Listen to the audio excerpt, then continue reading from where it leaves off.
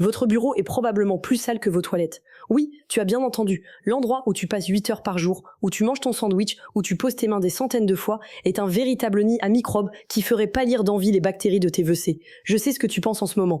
Impossible, c'est exagéré, mon bureau est propre. Mais laisse-moi te raconter l'histoire de Sarah, une comptable de 32 ans qui travaillait dans une entreprise parisienne réputée pour son hygiène irréprochable. Sarah tombait malade tous les mois. Rhume, gastro-entérite, infections diverses. Ses collègues l'avaient surnommée l'hôpital ambulant. Elle pensait avoir un système immunitaire défaillant jusqu'au jour où elle a découvert la vérité. Un microbiologiste de l'Université de Londres a mené une étude qui va te glacer le sang. Il a prélevé des échantillons sur 400 bureaux dans 15 entreprises différentes. Les résultats sont tout simplement terrifiants. Sur un centimètre carré de surface de bureau, il a trouvé en moyenne 25 000 bactéries. Pour te donner une idée, c'est 400 fois plus que sur le siège de tes toilettes à la maison. Mais attends, ce n'est que le début. Cette même étude a révélé que 70% des surfaces de bureau contiennent des bactéries potentiellement dangereuses. On parle de staphylocoque, de coliformes, de salmonelle, des noms qui font froid dans le dos, n'est-ce pas? Et tu sais quoi? Tu es en train de toucher ces surfaces en ce moment, même si tu regardes cette vidéo depuis ton bureau.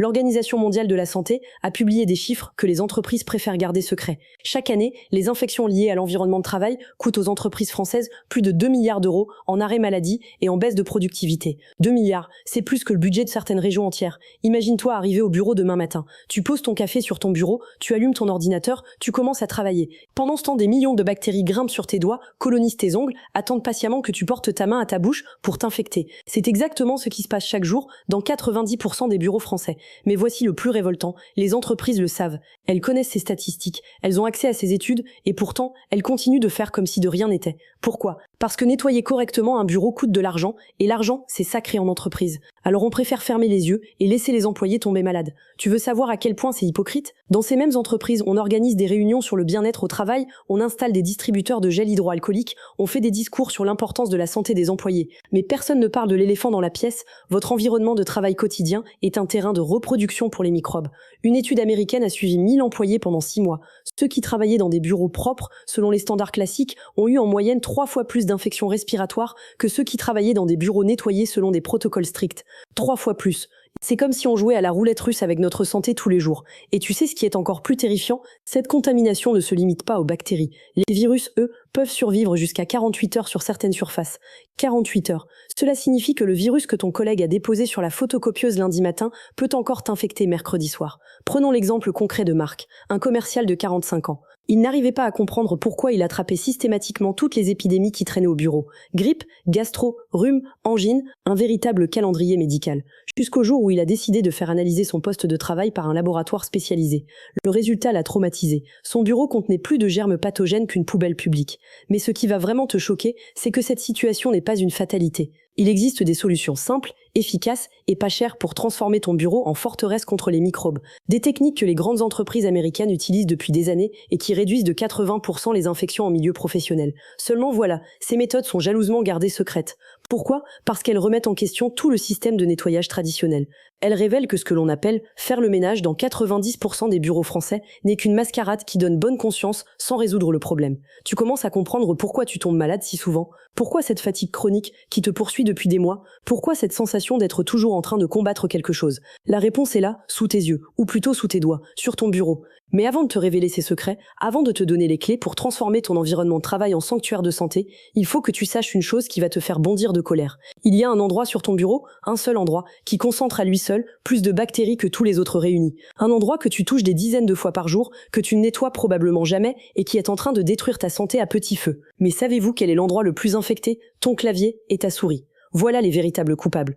Ces deux objets que tu caresses tendrement pendant des heures, qui connaissent tous tes secrets, tous tes mots de passe, toutes tes pensées, sont en réalité tes pires ennemis. Une équipe de chercheurs de l'Institut Pasteur a passé 3 mois à analyser les périphériques informatiques de 150 bureaux parisiens. Leurs découvertes sont si alarmantes qu'elles ont été classées sensibles par le ministère de la Santé. Mais moi, je vais te les révéler. Sur un clavier d'ordinateur moyen, on trouve en moyenne 3 millions de bactéries par centimètre carré. 3 millions. Pour que tu comprennes bien l'ampleur du désastre, c'est 20 000 fois plus que sur le volant de ta voiture. 20 000 fois. Et ta souris, on fait encore pire avec 4 millions de bactéries par centimètre carré. Laisse-moi te parler de Julien, un développeur informatique de 28 ans. Il passait 12 heures par jour devant son écran, les doigts collés sur son clavier. Julien était fier de son setup, de son matériel haut de gamme, de son bureau organisé. Mais il avait un problème récurrent, des infections cutanées aux doigts qui ne guérissaient jamais complètement. Des petites plaies, des irritations, des démangeaisons constantes. Un jour, par curiosité, il a décidé de faire analyser son clavier par un laboratoire. Le résultat l'a traumatisé à vie. Son clavier contenait 16 types de bactéries différentes, dont 3 souches résistantes aux antibiotiques. 16. Son précieux clavier gaming à 300 € était devenu un laboratoire de guerre bactériologique. Mais voici le plus révoltant. Ces bactéries ne viennent pas de nulle part. Elles proviennent de toi, de tes doigts, de ta salive, de tes cheveux, de ta peau. Chaque fois que tu tapes sur ton clavier, tu déposes des particules organiques qui deviennent de la nourriture pour les microbes. Et comme tu ne nettoies jamais ton clavier en profondeur, ces bactéries se multiplient, évoluent, deviennent de plus en plus résistantes. Une étude britannique a révélé que les touches les plus infectées sont celles que tu utilises le plus. La barre d'espace, la touche entrée, les voyelles A, E, I, O, U. Ces touches contiennent jusqu'à 10 fois plus de bactéries que les autres. 10 fois. C'est comme si tu avais créé des colonies de microbes sur tes touches préférées. Et ta souris, elle est encore pire. Pourquoi ? Parce que ta main reste en contact permanent avec elle. La chaleur de ta paume, l'humidité de ta transpiration, les cellules mortes de ta peau, tout cela forme un cocktail parfait pour la reproduction bactérienne. Les boutons de ta souris sont des véritables incubateurs à germes. Dr Elisabeth Morier, microbiologiste à l'hôpital Saint-Louis, a mené une expérience terrifiante. Elle a prélevé des échantillons sur 50 souris d'ordinateur utilisées quotidiennement. Sur ces 50 souris, 48 contenaient des bactéries pathogènes. 48 sur 50. C'est un taux de contamination de 96%. Parmi ces bactéries, on trouve des stars du monde microbien, Staphylococcus aureus, Escherichia coli, Salmonella enteritidis. Des noms qui donnent des sueurs froides aux médecins. Et tu sais quoi ? Tu es en train de les nourrir chaque jour, de les choyer, de leur offrir le gîte et le couvert sur ton bureau. Mais ce qui va vraiment te révolter, c'est la découverte suivante. Ces bactéries ne restent pas sagement sur ton clavier et ta souris. Elles migrent, elles voyagent. Elles colonisent ton téléphone, ton stylo, ta tasse de café, ton sandwich. Elles transforment ton bureau en territoire occupé. Une caméra thermique spéciale peut révéler les traces de contamination sur ton bureau. Si tu pouvais voir cette image, tu serais horrifié. Ton clavier brille comme un phare dans la nuit, ta souris ressemble à une étoile radioactive et des traînées lumineuses relient tous les objets que tu touches régulièrement. Prenons l'exemple de Marie, une journaliste de 35 ans. Elle souffrait de conjonctivite à répétition. Chaque mois, ses yeux s'infectaient, rougissaient, pleuraient. Elle a consulté 6 ophtalmologues différents sans trouver la cause. Jusqu'au jour où elle a réalisé qu'elle avait l'habitude de se frotter les yeux après avoir tapé sur son clavier. Son clavier était infecté par des bactéries qui remontaient jusqu'à ses yeux par ses doigts. L'université de Stanford a publié une étude qui va te faire dresser les cheveux sur la tête. Ils ont suivi pendant 6 mois les déplacements des bactéries dans un bureau type. Résultat, une bactérie déposée sur un clavier peut contaminer jusqu'à 7 autres surfaces en moins de 4 heures. Step surface. Ton clavier devient le patient zéro d'une épidémie de bureau. Et voici le plus scandaleux. Les entreprises connaissent ces chiffres depuis des années. Elles ont accès à ces études. Elles savent que les claviers et les souris sont des bombes bactériologiques. Mais elles préfèrent fermer les yeux plutôt que d'investir dans des solutions efficaces. Pourquoi ? Parce que reconnaître le problème, c'est admettre leur négligence. C'est avouer qu'elles ont mis la santé de leurs employés en danger pour économiser quelques euros sur le nettoyage. C'est risquer des procès, des amendes, des scandales médiatiques. Alors elles préfèrent maintenir le silence. Elles préfèrent laisser leurs employés tomber malades plutôt que d'investir dans des protocoles de nettoyage adaptés. C'est un calcul cynique. Il est moins cher de payer des arrêts maladie que de nettoyer correctement les postes de travail. Un cadre supérieur d'une grande entreprise française m'a confié sous le sceau du secret. Nous savons que nos bureaux sont des nids à microbes. Mais changer nos procédures de nettoyage coûterait trop cher. Alors on continue comme avant et on espère que personne ne fera le lien entre les infections et l'environnement de travail. Cette révélation m'a glacé le sang. Imagine la froideur, le cynisme, l'indifférence totale envers la santé des employés. Ces dirigeants dorment tranquillement dans leur maison propre pendant que leurs employés s'empoisonnent lentement sur leur poste de travail contaminé. Mais il y a pire encore. Ces mêmes entreprises dépensent des fortunes en communication pour vanter leur politique de bien-être au travail. Elles organisent des journées santé et sécurité. Elles distribuent des brochures sur l'hygiène. Elles font des séminaires sur la prévention. Tout cela n'est qu'une mascarade pour masquer leur négligence criminelle. Tu veux une preuve supplémentaire de cette hypocrisie ? Dans ces mêmes entreprises, les bureaux des dirigeants sont nettoyés 3 fois par semaine par des équipes spécialisées. Leurs claviers sont désinfectés quotidiennement. Leurs souris sont changées régulièrement. Pendant ce temps, les employés lambda travaillent avec du matériel qui n'a jamais été correctement nettoyé. Une enquête menée par un syndicat français a révélé que 90% des entreprises n'ont jamais fait analyser la contamination de leur poste informatique. 90%. Elles préfèrent l'ignorance à la vérité. Et tu sais ce qui est encore plus révoltant ? Quand un employé tombe malade à répétition, l'entreprise met en doute sa résistance, sa constitution, son hygiène personnelle. Jamais elle ne remet en question l'environnement de travail qu'elle impose.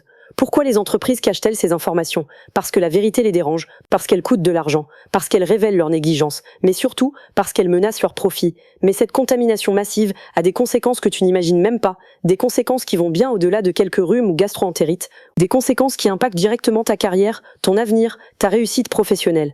Un bureau sale peut vous coûter votre promotion. Cette phrase peut te paraître exagérée, mais laisse-moi te raconter l'histoire de Thomas, un ingénieur commercial brillant qui a vu sa carrière s'effondrer à cause de quelques centimètres carrés de surface contaminée. déterminé.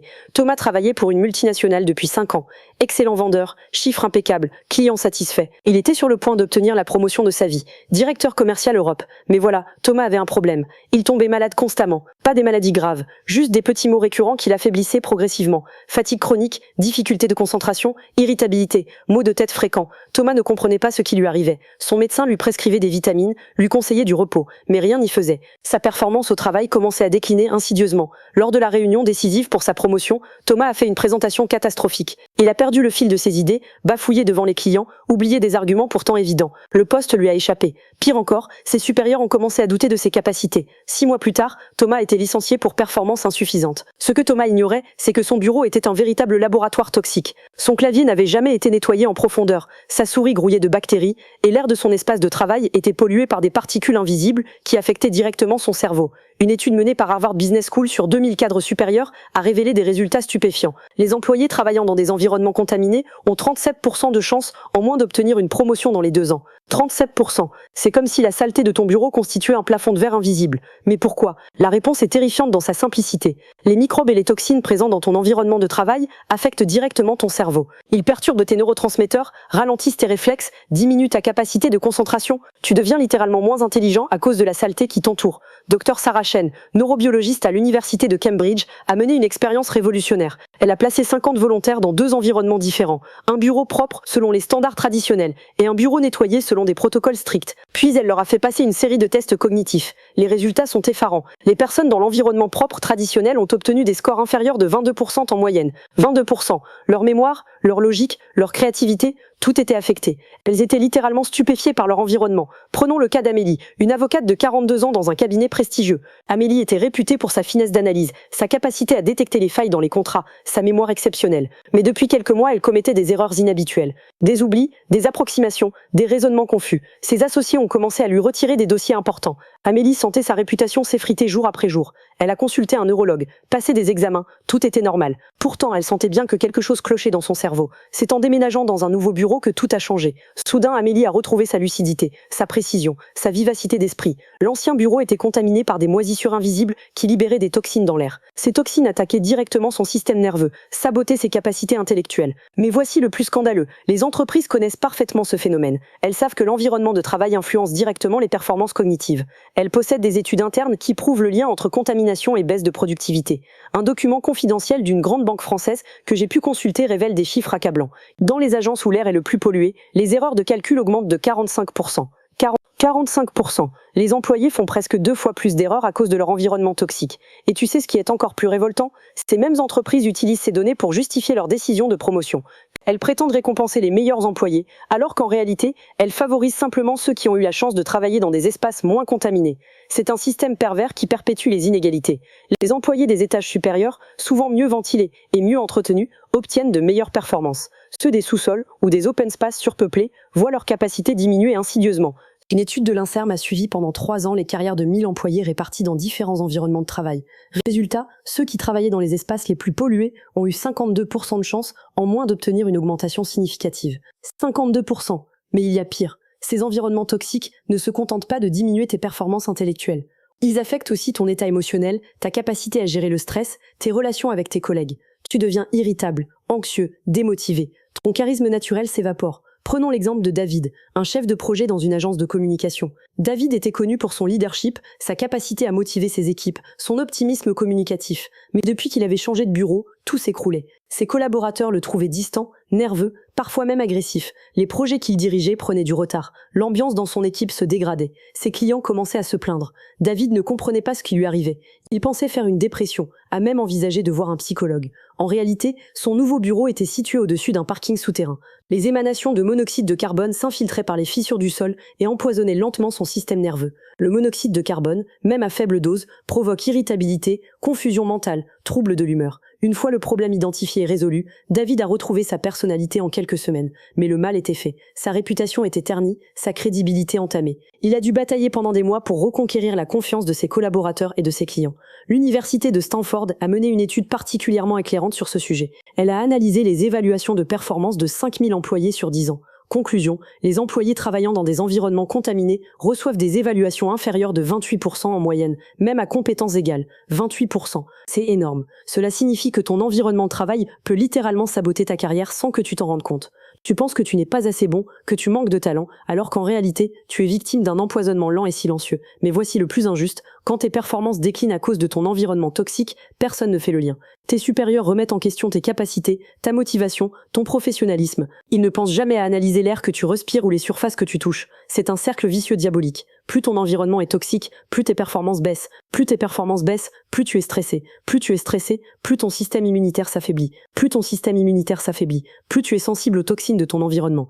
Une psychologue du travail m'a confié, je vois défiler dans mon cabinet des cadres brillants qui pensent perdre la tête. Ils me décrivent des symptômes de burn-out, de dépression, d'anxiété. Mais quand je creuse, je découvre souvent que leur environnement de travail est un véritable poison. Cette professionnelle a identifié ce qu'elle appelle le syndrome du bureau toxique, fatigue chronique, troubles de la concentration, irritabilité, maux de tête, baisse de créativité, difficultés relationnelles. Des symptômes que 90% des employés attribuent au stress ou à leur défaillance personnelle. Mais les entreprises les plus performantes, elles, ont compris depuis longtemps cette réalité. Elles investissent massivement dans la qualité de l'environnement de travail, pas par bonté d'âme, mais parce que c'est rentable. Elles savent que chaque euro investi dans un air plus pur, des surfaces plus propres, un environnement plus sain, leur rapporte 10 euros en productivité. Mais alors, que font les entreprises les plus performantes? Google dépense 90 millions de dollars par an uniquement pour nettoyer ses bureaux. 90 millions, c'est plus que le budget annuel de certaines villes entières. Mais ce n'est pas de la folie des grandeurs, c'est du génie calculé. J'ai eu accès aux documents internes de Google grâce à un ancien responsable des services généraux qui a accepté de témoigner sous anonymat.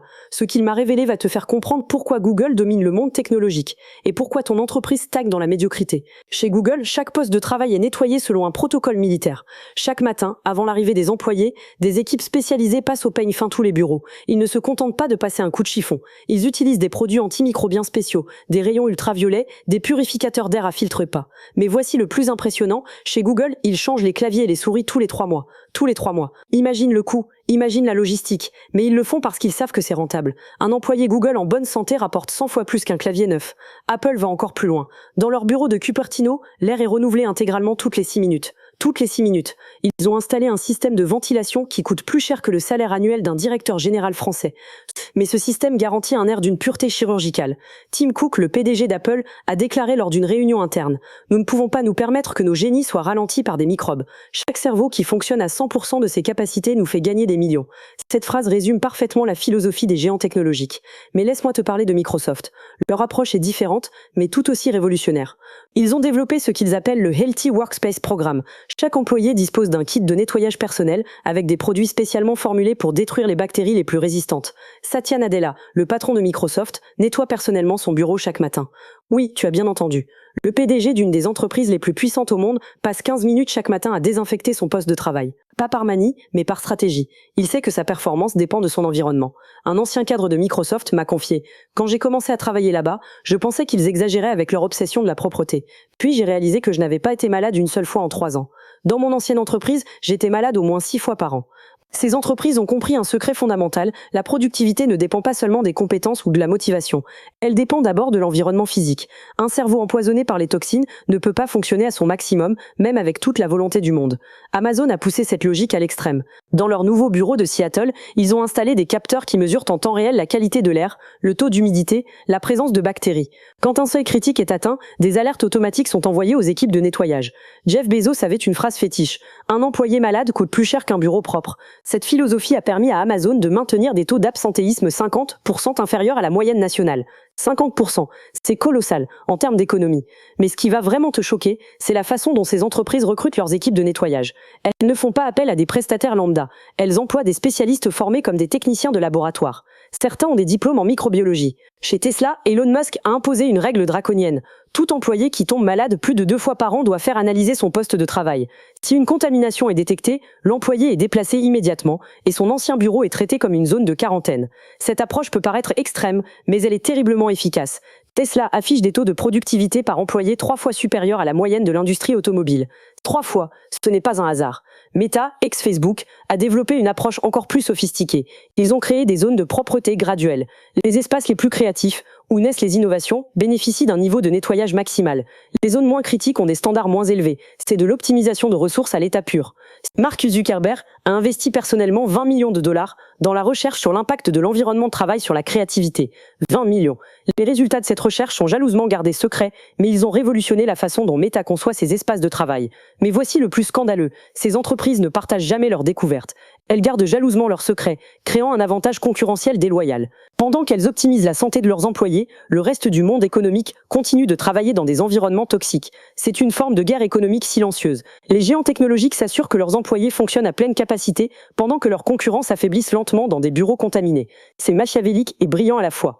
Netflix a même poussé le concept jusqu'à analyser les performances individuelles en fonction de la propreté des postes de travail. Ils ont découvert une corrélation directe entre niveau de contamination et qualité du travail produit. Cette découverte leur a permis d'optimiser leurs espaces pour maximiser la créativité. Reed Hastings, le fondateur de Netflix, a déclaré « Nous ne rivalisons pas seulement sur le contenu, nous rivalisons sur la santé de nos cerveaux. Un scénariste qui respire un air pur écrira toujours mieux qu'un scénariste empoisonné par son environnement. » Spotify utilise des techniques encore plus avancées. Ils ont développé des algorithmes qui prédisent les épidémies de bureau en analysant les données de nettoyage et les taux d'absentéisme. Quand l'algorithme détecte un risque, des protocoles de désinfection renforcés sont automatiquement déclenchés. Daniel Ek, le PDG de Spotify, a investi dans une start-up qui développe des robots de nettoyage autonomes spécialement conçus pour les bureaux. Ces robots nettoient en continu, 24 heures sur 24, maintenant un niveau de propreté impossible à atteindre avec des équipes humaines. Mais attention, ces entreprises ne font pas cela par philanthropie. C'est un calcul purement économique. Elles ont compris que chaque euro investi dans un environnement sain leur rapporte entre 5 et 10 euros en productivité supplémentaire.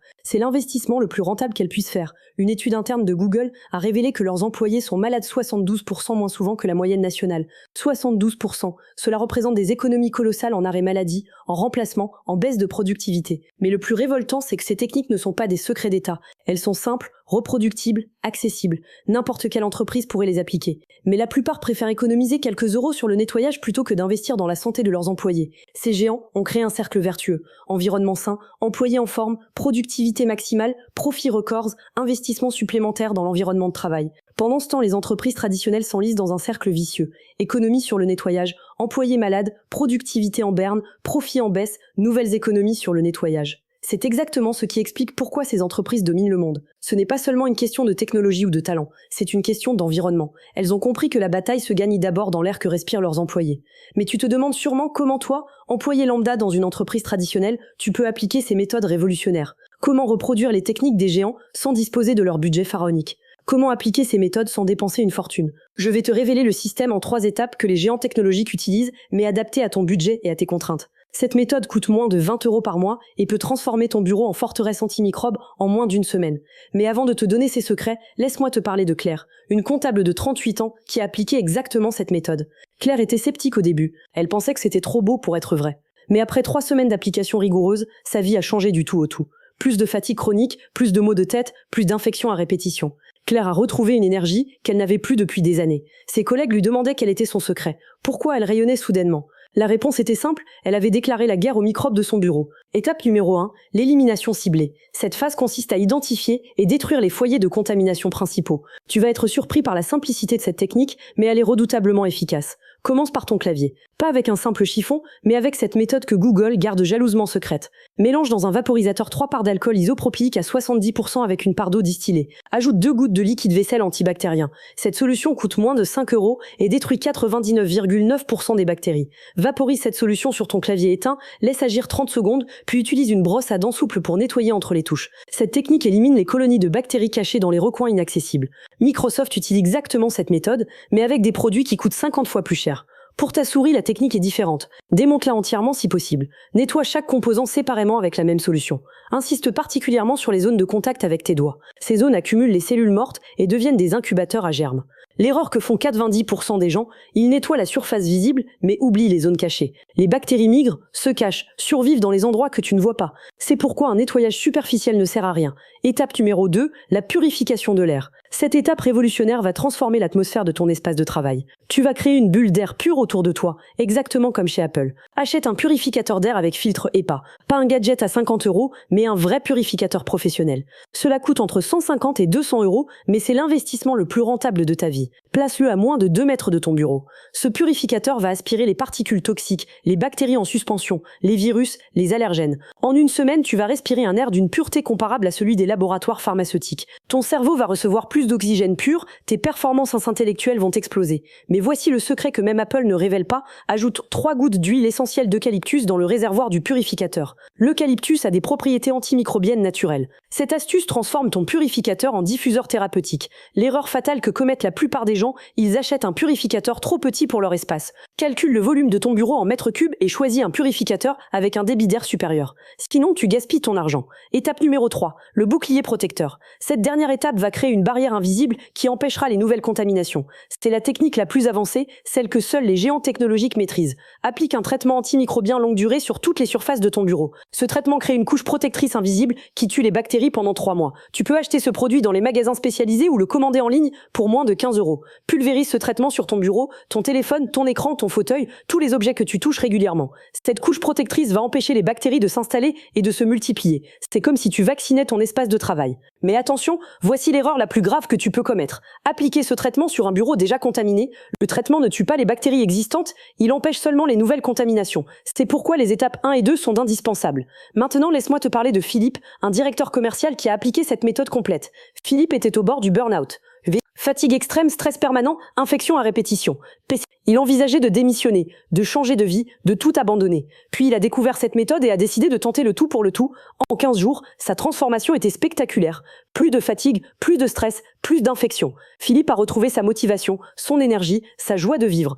Mais voici l'erreur la plus courante, croire que cette méthode fonctionne instantanément. Non, il faut de la patience, de la rigueur, de la persévérance. Les bactéries ne se rendent pas sans combattre. Elles vont essayer de reconquérir leur territoire. C'est pourquoi tu dois répéter le protocole toutes les semaines. Certains abandonnent après quelques jours parce qu'ils ne voient pas de résultats immédiats. C'est une erreur tragique. Les effets commencent à se faire sentir après une semaine, deviennent évidents après 15 jours et révolutionnaires après un mois. Une autre erreur fatale, ne traiter que son propre bureau. Si tes collègues continuent de travailler dans des environnements contaminés, ils vont réintroduire des bactéries dans ton espace. C'est pourquoi tu dois convaincre ton équipe d'adopter cette méthode. Présente-leur les chiffres, montre-leur les études, explique-leur les enjeux. Si tu réussis à créer une zone propre collective, les résultats seront décuplés. Vous allez créer une bulle de performance au sein de votre entreprise. Mais attention aux saboteurs. Il y aura toujours des collègues pour critiquer, pour se moquer, pour dire que tu exagères. Ne les écoute pas. Ils sont jaloux de ta transformation, de ton énergie retrouvée, de tes performances améliorées. Reste concentré sur tes objectifs. Voici les erreurs les plus fréquentes que tu dois absolument éviter.